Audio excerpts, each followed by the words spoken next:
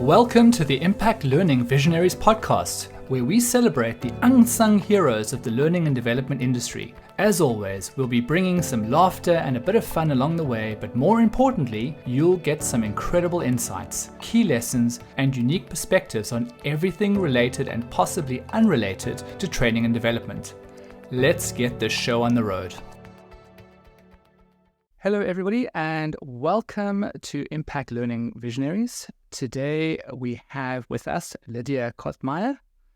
Lydia is the VP of Operations at Storyblock, the first headless content management system that allows editorial teams to manage and organize their content visually and intuitively. Lydia is responsible for successfully helping to scale the Storyblock team from just 8 people to over 200 in 2.5 years. She's passionate about creating successful teams, building the best experiences for staff, and driving the growth and career path for each of them. Welcome to the show, Lydia. Thank you. I'm really happy to be here with you today. So let's just jump straight in. I think just tell us, a little bit about your kind of journey at Storyblock. It seems like you've been there since the beginning, and have kind of grown along with what seems like quite a significant growth over 2.5 years, and there must be lots of interesting stories in that.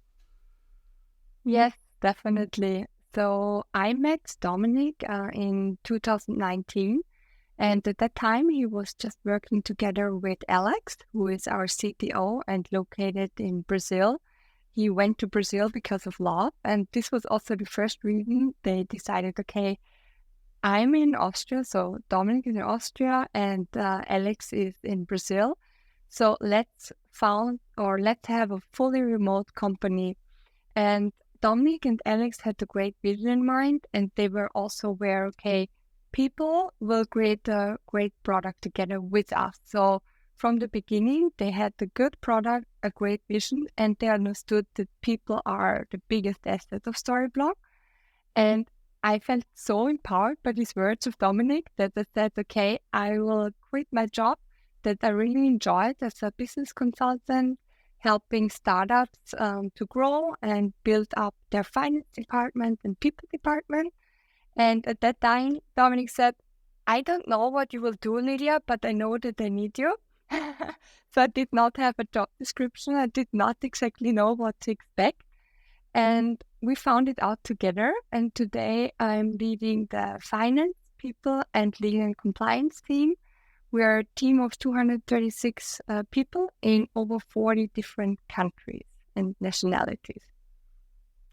So that's obviously firstly amazing, but secondly, I'm quite sure that the growing a fully remote business to 200 plus people is not a job for the faint-hearted. And as someone who is in the people side of the business and heading up the people side of the business, I'm guessing that there were many challenges that you had along the way. Do you want to share kind of probably some of the most, the biggest ones that keep you up at night? Yeah, maybe you think that are the easiest, but really what's the most challenging is shipping, because if you try to ship something, you notice the boundaries of our country, and paying people, because, for example, in Europe, we do not have ACH payment. In the US, it's very, very normal. So all these operational challenges we had were quite intense. But also on the L&D side, we saw, okay, it's not so easy to find a vendor who is specialized in fully remote training. There are a lot of very traditional vendors still out there that believe in in-person trainings.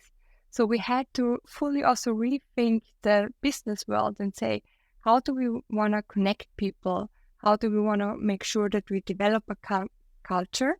And how can we retain people and make it attractive for them to grow with Storyblock? And this started all with a blank page. And now we try to find the best solutions for it. So I guess a lot of people don't really think very deeply about what you said. We kind of imagine there's so many different kind of challenges with remote working. And I mean, I think you've probably touched on what is considered to be the biggest one is there's so many, kind of statutory challenges with hiring people from different locations around the world. There's tax implications, there's banking implications, there's currency implications. And I think we get so focused on that side of the equation and how we just kind of coordinate teams remotely that we often forget about how these teams learn. And it's quite fascinating to me just thinking about that is, we probably think, oh, but this isn't an issue. We just have an online learner management system. But that doesn't really solve the problem. I mean, that's only one part of the equation. So you want to kind of maybe expand on that a little bit and talk to for many people who think, okay, well, LinkedIn Learning or learner management system or any one of these online, kind of learning platforms is good enough. What are the parts that you kind of notice at the early stage were fundamentally missing from that equation? Yes. So I think you have to rethink also a little bit the way of training. So especially if you're in such a global environment, you have to consider first also time zones. So I'm a really big believer that documentation and especially transparent documentation is key. And then we also have, so I would also separate the equation of internal learning and external learning. So internal learning is considered for me as transparent documentation, have a good collaboration tool, use videos like Loom or with Slack, whatever you want to use to also send a nice message where people can see you even if they're not in the same time zone. And what is completely different is that people don't have informal learning. So they will not just walk by your desk and say, hey, I have this problem. What would you do? Or during lunch, they learn from each other. So you have to plan learning really and plan, okay, let's give people a time where they can have just a coffee chat, where they just talk and maybe even learn while they are talking. This is why we introduced a random coffee chat mix up. And we have a manager roundtable where people come together, sharing knowledge, talking about it. And even if we have kind of informal learning, because during meetings, people learn from each other, it has to be way more structured with job descriptions, showing people, okay, the next job level in the job architecture requires these competences, has these responsibilities, and where do we see the gaps? So you have to be way more prepared and organized to also show the people the growth path that they can have within a fully remote company. So as someone who is in a much smaller scale, fully remote company, one of the things that we always have to battle with, and I'm fascinated to hear how you guys have dealt with it, is by very nature of the fact that you don't have people walking past your desk or people meeting in the kitchen while making coffee, is that you end up having much more structure and much more formality to what would generally be kind of off the cuff or kind of impromptu gatherings. And you start to kind of see almost people pushing back because of the number of meetings and formal kind of meetings that have to happen to keep that communication going. Have you noticed that? Have you kind of dealt with it in any particular way? Because I can imagine the learning and development is just another meeting that people have to attend, and there might be a bit of kind of pushback on that. Yeah, I know what you mean, especially in a remote setup. Meetings become so much or so many meetings that you feel very easily overloaded. This is why I ask my team, especially also, to always question themselves, what is the goal for the meeting? What do I really want to achieve? Who should be in that meeting? And what is our timeline? I have recurring meetings in my calendar. However, I saw the same like you. There were recurring meetings. They just stayed in the calendar, and suddenly I had more and more meetings. So I try to revisit my calendar every 3 months and rethink also the recurring meetings. what is still the goal of the meeting? Am I achieving it? Yes or no? Because otherwise they just stay in the calendar forever and never end. Yeah. And in terms of the L&D side specifically around that, I mean, I guess you're kind of having to facilitate a lot of the impromptu stuff via, like, whether it's Zoom or Teams or Hangouts. How are you finding that's being handled or received by the people? Because they're probably at some stage, I'm guessing there's been pushback of, I've got work to do, I can't do these kind of learning sessions in the meeting. Well, we found that's not the case at all.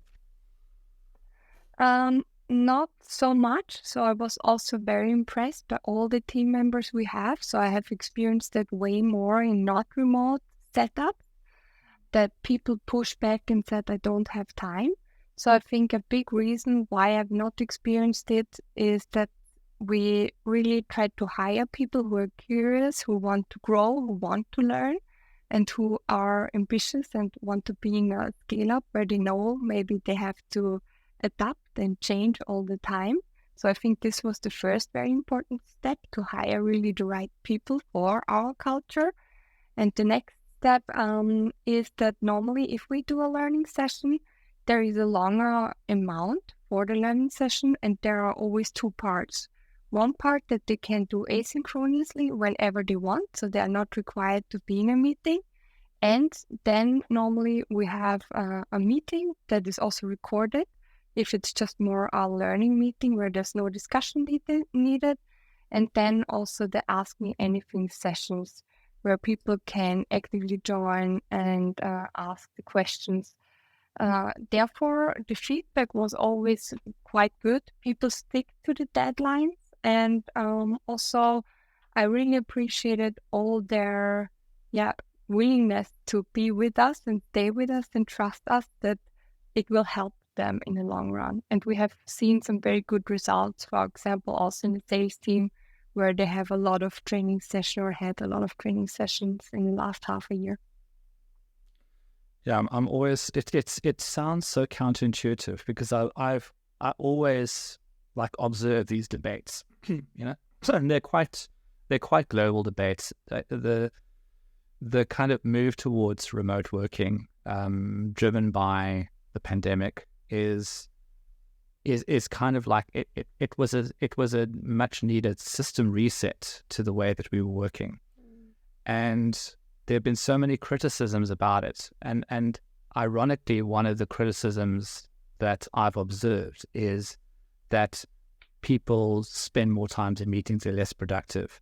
And you would think, I mean, it's so bizarre, because you would think that, the very example you gave would be the other way around, is that the people in remote working are saying, I actually don't have time for all of this stuff because I'm sitting in a lot of kind of structural meetings because we're remote.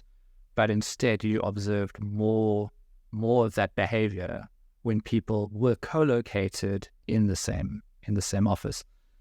There is something, probably some kind of scientific reason for that. It escapes me, but I think it was actually quite a fascinating insight, and one that I think, again, just kind of begs the question on, is remote working the future? And in I mean, you came from a non-remote working environment, and now you are in a remote working environment, dealing with kind of cultures which are notoriously hard to build in the first place, and building them remotely is probably a little bit harder. But what is your own kind of your kind of like your change over time? Like how have you kind of seen remote working in, like, you're obviously still there, so you embraced it. It sounds like something that you're enjoying. But maybe just give the viewers some insight into kind of your journey around, like, moving from non-remote to remote, and the challenges that you've observed in others taking that same journey. Yeah. So when I started at the fully remote company, I was not sure if it will be good for me or not. So I also had to explore it and find my way of routine. So at the beginning, sometimes I worked out of, or started reading my emails out of the bed. I completely stopped that, for example, now. So when I stand up, I have my routine, I make my coffee, I dress nicely, I have a 15 minutes walk, because I missed that. I missed that from my past, that I had to go out of my apartment, had fresh air, and then I started working. So I added this routine in the morning with my partner nicely, and then I start my work, my remote work. And what I also recognized is that sometimes it can feel lonely, and starting completely in the silence, especially on a Monday, on a rainy Monday, is very lonely. And I started listening more to radio again, listening to music that does not distract me. So we are also offering, for example, Headspace to our team, where you can play music, and after 2 hours it stops, so that you also recognize, oh, I worked 2 hours in one block, so maybe I should do a short break also. So I also had to build some nice routines, and if I look at it right now, it perfectly fits to my lifestyle. So like I mentioned, I'm from Austria, my partner lives in Germany, I have a flexibility. I also enjoy when the days are not that long and the sun goes down very early. I love going for a run or have a longer lunch break, enjoy the sun a little bit. So for me, it fits very nicely right now. I don't believe that remote will be the future in every industry, but in software as a service, it's definitely possible and doable if people want to do it. So I'm not going to go down the 4-day working week rabbit hole, but I'm going to change the trajectory, because in the conversation prior to this, you kind of mentioned your love for both people and numbers, and often those are two diametrically opposed things, because if we're speaking in the most general sense, my observation is often the numbers people are not great on the people skills, and the people are not great on the number skills. And you are this unique unicorn that happens to like them both. How has that actually played out? I mean, how have you found the kind of intersection or overlap, or the Venn diagram, if you want to kind of imagine it that way, of the kind of people and kind of commercial side? Mm-hmm. So for me personally, I believe I found the passion because I was a tutor for bookkeeping, economics, and business administration. So I was training people on finance topics, and I learned, like you said, how different people are, how different you have to explain specific topics to people because they understand it differently. They need a different way of explanation. And at the end, all these different people also help me to understand and learn the topic better. And sometimes the different point of views also can help a company to even grow. So at Storyblog, I thought the discussions always very rich between the people team and the finance team. And we even did like a personal test with the teams and tried to figure out, okay, which personality types they have. It was quite interesting that the personality types were very similar, also in the finance and the people team. But like I said, the different backgrounds, the different point of views or views can also help the company to grow and even find a better version for the company. And I would guess that probably the similarity has a lot to do with the culture of the company, because generally you look to kind of hire people who fit the values and culture of the company. But ask, in terms of you personally, because I think a lot of people who kind of go into some form of learning and development inevitably probably hit that kind of I suppose barrier is to be effective. You've got to understand human dynamics, but you've also got to understand commercial realities. And curious to know if kind of as someone who's got both of those as a kind of love and passion, is just thinking back of how that is kind of influenced, and whether it's helped you overcome any perceived roadblocks or challenges that you might have had if you hadn't had those combinations of skills? Very interesting question. I believe it helped me a lot during the investor meetings and understanding what their goal is with Storyblock and combining it with the need of the team, because I was able to find a good way to combine the numbers that we should achieve with the wishes or needs that the team has. Because in a software company, your personal costs are one of the highest costs, so you have to really have a deep look into that. And especially with the high inflation, you can imagine it was quite challenging to create a merit increase that is affordable on the one hand, and on the other hand, also helps to retain the talents and also help the talents deal with the difficult situation for them with such a high inflation.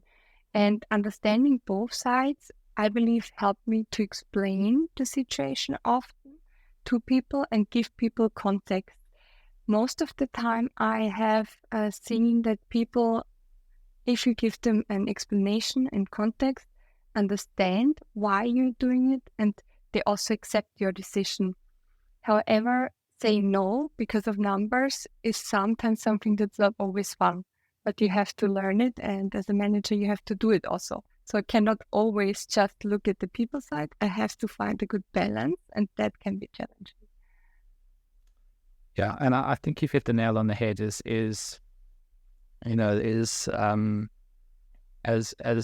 one of the biggest challenges is that a lot of this stuff costs money, and there's so many different components of businesses that require kind of funding and cash flow, going into them, and it's always such a hard and delicate balance. And often people sitting, and historically, I think learning and development has been a bit of a silo in many organizations, is they sit with a lot of frustration because, like it or not, they're seen as a bit of a grudge purchase. Like, why can't we just hire the people with all of these skills? Why do we need to kind of spend lots of money training people on these skills?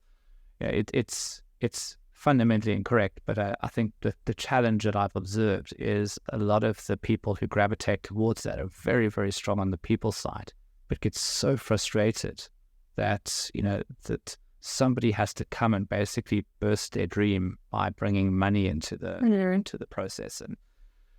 And I think it's interesting because I think more and more from the discussions I've had on this podcast and with a whole bunch and a wide range of different people, the reality is that it's not just L&D, it's every aspect of the business. Is people and financial skills are now becoming really, really critical as a measure of growth and success within organizations. Yeah, whether you're a software developer, an L&D manager, or basically, someone in the accounting team. So there wasn't really a question, and I apologize, but it was just an observation. But I guess the question that comes out of it is have you seen that same type of reality start to emerge, and how is Storyblock kind of dealing with that? Yeah. So in my past, I have seen that most of the time people is under finance directly. So directly reporting under finance. I think calling it also operations and not having finance like more important compared to people and L&D, like you said, is a change that I have definitely seen, especially in the software industry. And also that people are aware, okay, we hired normally a person for a reason. So if we always hire a new person because we are missing one skill, it's very expensive, and it's also kind of not efficient, to be honest, because you have to onboard the person, which is also training. You need to see if the person fits into the culture, if you can trust the person, and so on. And these are all developments that I can also see. So I fully agree with the statement that or the observation that you have described before. All right. Just, I suppose, just my kind of like final question before I go into kind of like the two closing questions is just looking back at your journey. And this might be a challenging question, but you've gone through a company that's had hyper growth by every kind of like, I suppose, general explanation or definition of what hyper growth is. And along the way, you've made a lot of decisions, a lot of choices. I mean, just reflecting back on those, is there anything that you would have done differently, and why? Yeah. And this is more a finance-related topic that also ends up as a result or is impacting a lot of people. I would have introduced a job architecture quicker and compensation and benefit strategy, because this will ensure everyone who starts a scale-up and a startup to compensate everyone fairly, everyone according to the job and according to the job level in the architecture. It's not easy when you're younger because you don't have the data. The data is quite expensive, especially if you have to buy it for 45 different countries. So I'm happy that we introduced it last year quite quickly, and also, I think we did not do it too late, but doing it a little bit earlier would have been way more stressful and a little bit fairer for some team members as well. So you can see that if you take some finance decisions that are about compensation, about benefits, they have such big, also outcomes or effects for the team, that you need to really think wisely how you do it, how you set it up, and how you communicate it and train the people on these topics. So I normally ask you to kind of give a bit of sage advice to other people, like learning and development people watching this podcast. I'm going to ask you that, but I'm also going to kind of throw a little bit of a curveball your way and ask it from both sides. So the two, like, the fascinating thing here is that you are dealing both in kind of training people remotely, but you yourself are a remote worker and you work with other remote workers, and they themselves have, this whole digital nomad kind of concept of being able to wander around the world, being able to dock in different places and work has raised so many different challenges, because, and I know it's probably not specifically related to your model because you probably have people that are based in these countries and aren't moving around the world, but the kind of ultimate expression of remote working is being able to essentially deal with people irrespective of geographical border and the restrictions of that border. So let me ask the more complex question first, is putting yourselves into the shoes of kind of remote workers looking to essentially kind of being able to have that freedom, moving around the world, learning, kind of just actually growing some kind of, I guess, financial wealth. Like, what is the advice that you would give to kind of remote workers, in terms of how they keep their skills relevant? What are the kind of big things that you think that they should be aware of as they're starting to kind of enter this kind of growing remote working space, especially cross-border like you guys have done? I think that's the most interesting part here. So in general, when I think what I would advise as a manager, and I think this is not that different if you're in a remote company or an office company. Never be afraid that you share knowledge, that you document transparently, and that you communicate transparently. So also in a remote setup, you have to write way more, you have to document so everyone can see what you're doing, how you're doing it, and don't be afraid of sharing this knowledge and see people maybe grow and even become maybe hopefully better than you sometimes. So give people really also the trust and the chance to grow. And what we also say is, okay, you can block in your calendar learning time. So 2 hours per week, they can really block in their calendar and say, no, I don't want to do meetings because I would like to do research and would like to learn and develop. And so we also have a career development fund, and we really call it career development fund and not personal development fund, because I want the people to think also about their career. Yes, I'm their manager and I should show them the path where they can develop, but development is not a one-way street. I can show them the path, but they have to walk it through, and it also has to make somehow sense for the company. So I cannot let people grow into a direction if this is not the need for the company. This is why we also called it career development fund. So have also a review cycle with your team members, a formal one in a remote setup, where you maybe also document the goals. We have, for example, introduced the visa model, where we have a vision per department, a mission, and then the goals. And every individual has to fulfill these goals and sees the progression of the goals. So they also see it visually. And I think these are really the main points for me, that people understand that learning comes from both sides. I can help them, I can support them, give them freedom, but they have to learn, and they also have a responsibility to develop themselves.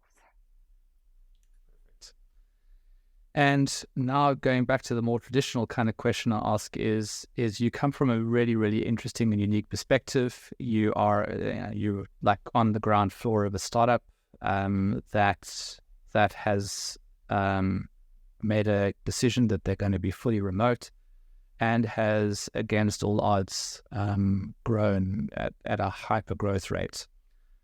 There may be other people now who are starting to kind of enter into startups in a kind of similar position of having to understand how to manage learning and development, which becomes almost an alignment challenge, and dealing with the kind of challenges of people not having the ability to get up and walk to someone else, ask for help, or be able to kind of have an informal conversation. With people entering those types of environments, what's the single most important piece of advice that you would give to them? So if you want to move, or if you want to start a fully remote company, you need to really look at the people that you're hiring, or at your personality. So before you start at the remote company, ask yourself the question, am I self-motivated? Am I self-driven?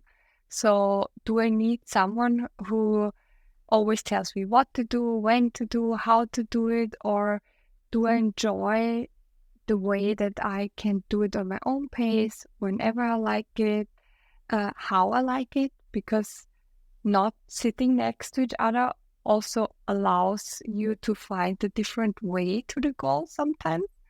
So I've seen it with my coworkers that I would have done it differently, but I really liked their way how they came to the result. So it was interesting to see and compare. And if you answer the question, okay, I feel often lonely. I like it more if my boss is with me, tells me what to do, when to do it. I prefer to have clear working schedules. Rethink if remote is the perfect option for you. And this is no better or worse. It's an individual decision for everyone.